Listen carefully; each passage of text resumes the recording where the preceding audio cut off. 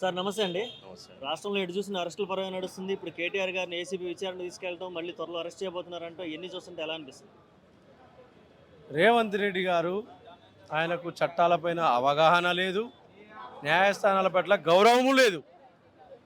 వంచకుడే పాలకుడై ఈనాడు తెలంగాణ ప్రభుత్వాన్ని పరిపాలిస్తున్నాడు. ఈ వంచకుడు ఇచ్చినటువంటి 420 హామీలని అమలు చేయమని ఇవాళ మేము బీఆర్ఎస్ పార్టీ తరఫున మేము అడుగుతూ ఉంటే మా కేటీఆర్ గారి పైన, మా పార్టీ వర్కింగ్ ప్రెసిడెంట్ పైన అక్రమ కేసులు పెట్టి ఈనాడు ఈ విధంగా తెలంగాణ ప్రజల్ని డైవర్షన్ చేయాలనే ప్రయత్నం చేస్తూ ఉన్నాడు. నువ్వు 100 కేసులు పెట్టుకున్నా రేవంత్ రెడ్డి, టీఆర్ఎస్ పార్టీ భయపడదు. ఈనాడు ప్రజల కోసం ఏర్పడినటువంటి పార్టీ టీఆర్ఎస్ పార్టీ ప్రజల పక్షాన పోరాడుతూ ఉంది.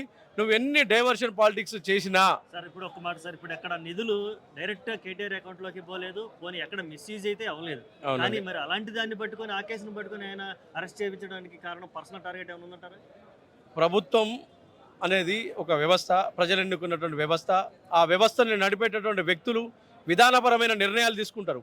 విధానపరమైన నిర్ణయాలు తీసుకున్నప్పుడు ఆ నిర్ణయాలు అమలులో కొన్నేమో మంచి ఫలితాన్ని ఇస్తాయి, కొన్నేమో మంచి ఫలితాలను ఇవ్వవు. ప్రజాక్షేమం దృష్టిలో పెట్టుకునే పాలకులు ఎవరైనా సరే చేయాలి పరిపాలన. ఆనాడు కేటీఆర్ గారు హైదరాబాద్ బ్రాండ్ ఇమేజ్ని దృష్టిలో పెట్టుకొని విధానపరమైన నిర్ణయం తీసుకోవడం జరిగింది.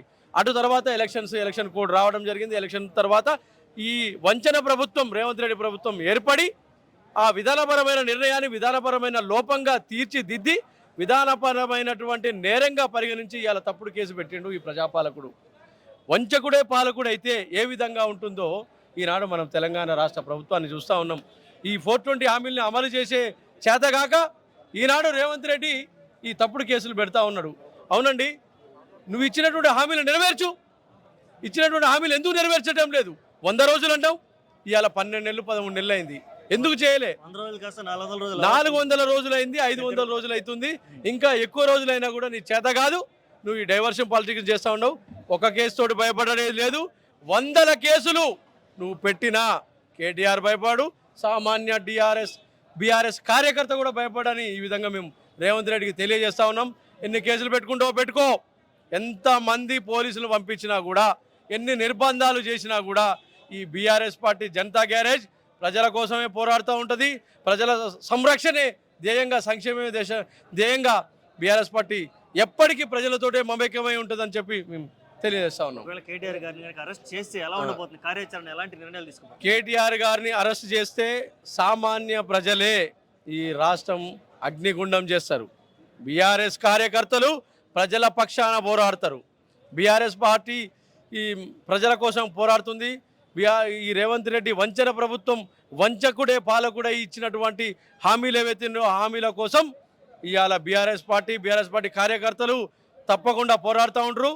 కేటీఆర్ గారికి చిన్న గీత దాకినా కూడా మమ్మల్ని ఏ విధంగా బీఆర్ఎస్ పార్టీ కాపాడుకుందో, బీఆర్ఎస్ పార్టీ వర్కింగ్ ప్రెసిడెంట్ కూడా ఏదైనా జరిగితే మాత్రం రాష్ట్రంలో జరగబోయేటటువంటి హింసకు ఈ రేవంత్ రెడ్డి బాధ్యుడని మేము హెచ్చరిస్తాం. సార్, ఎప్పుడైనా దేశ చరిత్రలో కానీ రాష్ట్ర చరిత్రలో కానీ రైతులను తీసుకెళ్లి జైల్లో పెట్టి అన్ని రోజులు ఉంచడం మీరు ఎప్పుడైనా చూస్తారా? యాజ్ అడ్వకేట్గా మీరు? నేను అదే అంటున్నా, వాళ్ళు ఎంతసేపు ఉన్నా కూడా ఒక అంశం మీద ప్రజలలో చర్చ జరుగుతుంది, ప్రజలలో పార్టీ డ్యామేజ్ అయిపోతుంది, ప్రజలందరూ కూడా కాంగ్రెస్ పార్టీ ప్రభుత్వాన్ని తిడుతున్నారు. ఈ విషయం వాళ్ళకి తెలుస్తుంది. తెలిసిన వెంటనే ఏం చేస్తాడు? ఒక కేసు తీసుకొస్తాడు. మళ్ళీ ఒక కేసు ముందుకు వచ్చి ఇదిగో కేసు కేటీ రామారావు గారు 50 కోట్లు తీసుకున్నాడట అని చెప్పి ప్రచారం చేశారు. అరే 50 కోట్లు ఎవడు లంచం ఇచ్చిండు, ఎవడు తీసుకున్నాడు? ఒకవేళ లంచం తీసుకుంటే లంచం తీసుకున్నాడు కూడా కేసు పెట్టాలి కదా. అది లంచం కాదు కదా. ఒక బ్యాంక్ అకౌంట్ నుంచి సీదా ఆ ఎఫ్ఈఓకి వాళ్ళ సిఇఓ అకౌంట్లోకి వెళ్ళిందని చెప్పి వాళ్ళే చెప్పినారు. నేను ఏమంటున్నా, ఇవాళ కంప్లైంట్ ఇస్తే రేపే ఎఫ్ఐఆర్ ఎట్లయితుంది? అంటే మీ ఉద్దేశం ఏంటి అంటున్నాం మేము. అంటే ప్రజల్ని మొత్తం కూడా డైవర్ట్ చేస్తూ ఈ కేసుల పేరుతోటి కొన్ని రోజులు కేసీఆర్ గారి మీద, కొన్ని రోజులు హరీష్ రావు గారి పేరు మీద, కొన్ని రోజులు కవితక్క పేరు మీద, కొన్ని రోజులు కేటీఆర్ పేరు మీద, ఇట్లా దపదపాలుగా ఎన్ని రోజులు మీరు ఈ అబద్ధాల కేసులు చేస్తారు? ఆధారాలు లేనటువంటి ఆరోపణలు చేస్తారు. డాక్యుమెంటరీ ఎవిడెన్స్ లేకుండా ఏ కేసు నిలబడుతుంది? కాబట్టి మేము ఏమంటున్నామంటే ఈ పద్ధతులు మంచివి కావు. ప్రశ్నించే వాళ్ళని మీరు డెమోక్రసీలో వాళ్ళకు ఉన్నటువంటి అవకాశాన్ని వాళ్ళని ఉపయోగించుకోనియండి. నువ్వు నిజంగా తప్పు జరిగితే ఆ రోజు కేటీఆర్ గారే ప్రెస్ మీట్ పెట్టి అన్నీ చెప్పినాడు. నువ్వు 4 గోడల మధ్యలో ఏమి ఇన్వెస్టిగేషన్ అసెంబ్లీలో 4 కోట్ల మంది ప్రజలు చూస్తారు కదా, అసెంబ్లీలో చర్చ పెట్టమని ముఖ్యమంత్రి గారికి లెటర్ ఇచ్చిండు కదా, బీఆర్ఎస్ పార్టీ నాయకులు అందరూ కూడా అడిగినారు కదా, అయినా మీరు అసెంబ్లీలో ఎందుకు చర్చ పెట్టలేదు, దాని మీద ఎందుకు పరారైపోయినారు అక్కడి నుంచి? కాబట్టి ఈ రోజు నువ్వు ఏసీబీ 4 రూమ్లో పెట్టి కేటీఆర్ గారిని ప్రశ్నలు అడుగుతున్నావు అంటే ఆ ప్రశ్నలకు సమాధానం అంతా ప్రెస్ మీట్లోనే వచ్చింది. ఆ రోజు ప్రెస్ మీట్ పెట్టి చెప్పినాడు అన్ని విషయాలు. చెప్పినాక కూడా మరి ఈ రకంగా కేసులు పెడతాం, బెదిరిస్తాం, అడిగిన వాళ్ళని లోపల పెడతాం అంటే ఇది ఎంతవరకు సమంజసం అంటున్నాం మేము. కాబట్టి ఈ ప్రభుత్వం దుందుడుకు చర్యలు తగ్గించుకోవాలి. మీరు ఇచ్చిన మాటలు ఎట్లా నిలబెట్టుకుంటారో, ప్రజలకు మీరు ఎట్లా న్యాయం చేస్తారో, మీరు ఆ విషయాలు చేయకుండా అడిగిన వాళ్ళ మీద కేసులు పెడతాం, జైల్లో పెడతాం, పోలీస్ స్టేషన్లో పిలుస్తాం, ఏసీబీల పేరుతో పిలుస్తాం, ఈడీలతో పిలుస్తాం అంటే నీ ఈడీలకు, నీ ఏసీబీలకు, నీ పోలీస్ స్టేషన్లకి, నీ చట్టాలకు ఎవడు భయపడేటోడు లేడు ఇక్కడ. ఇదంతా ఉద్యమం నుంచి వచ్చినటువంటి నాయకత్వం. కేసీఆర్ గారి శిక్షణలో 20 సంవత్సరాలు తెలంగాణ రాష్ట్రం కోసం పోరాడి నిలబడి జైలు ఇవన్నీ కూడా మేము చూసినాం ఆల్రెడీ. మాకు అయిపోయింది ఈ సెక్షన్. మళ్ళీ తిరిగి నువ్వు ప్రశ్నిస్తే నేను జైలుకు వెళ్తా, నేను కేసులు పెడతా, ప్రశ్నిస్తా అంటే నువ్వు ఏం చేయలేమంటున్నా నేను. నీ ఏసీబీ కేసు, ఇంకో కేసు మమ్మల్ని ఏం చేయలేదు. ఒకవేళ కేటీఆర్ గారిని అరెస్ట్ చేస్తే ఎలా ఉండబోతుంది కార్యాచరణ?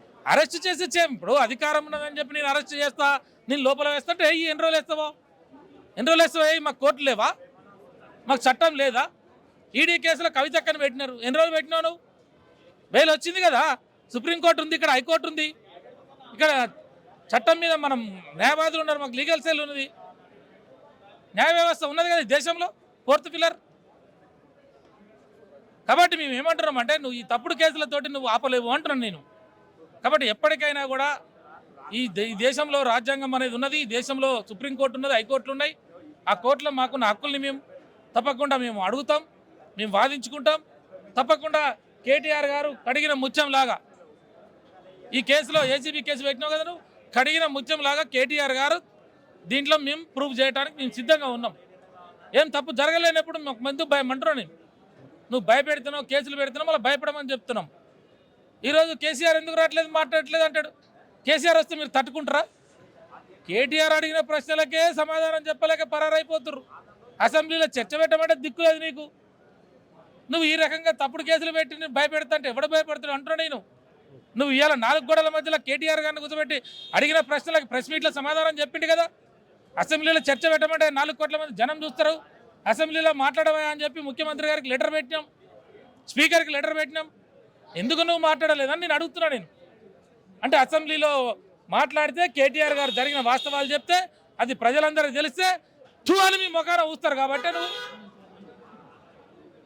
మీరు చేసిన తప్పుదాలు, మీరు దుందుడుకు చర్యలు బయట పడతాయి కాబట్టి నువ్వు ఆ రోజు అసెంబ్లీలో చర్చ పెట్టలేదు అంటున్నాం మేము. ఏసీబీ కేసులు, ఈడీ కేసులు మమ్మల్ని ఏం చేయలేవని చెప్పి మళ్ళీ ఒకసారి మేము తెలియజేస్తాను.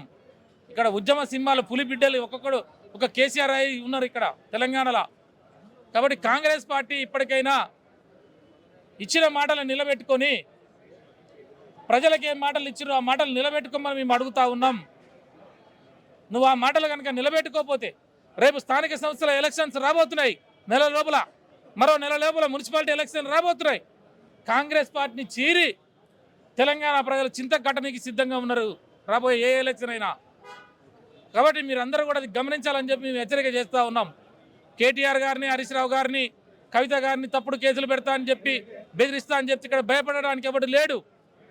కాబట్టి ప్రభుత్వం ఇప్పటికైనా చిత్తశుద్ధితో ప్రజలకు ఇచ్చిన మాటల్ని నెరవేర్చాలని చెప్పి మేము ఈ వేదిక నుంచి డిమాండ్ చేస్తూ ఉన్నాం. ఒకవేళ మీరు కనుక అవి నెరవేర్చకపోతే తెలంగాణలో తిరిగే ప్రజలు, మంత్రులు కానీ, ఎమ్మెల్యేలు కానీ బయట తరిమి ప్రశ్నించే రోజులు ముందులోనే ఉన్నాయి. ఇలా మా రైతాంగం ఏడుస్తూ ఉన్నది, విద్యార్థులు హాస్టల్లో చనిపోతూ ఉన్నారు.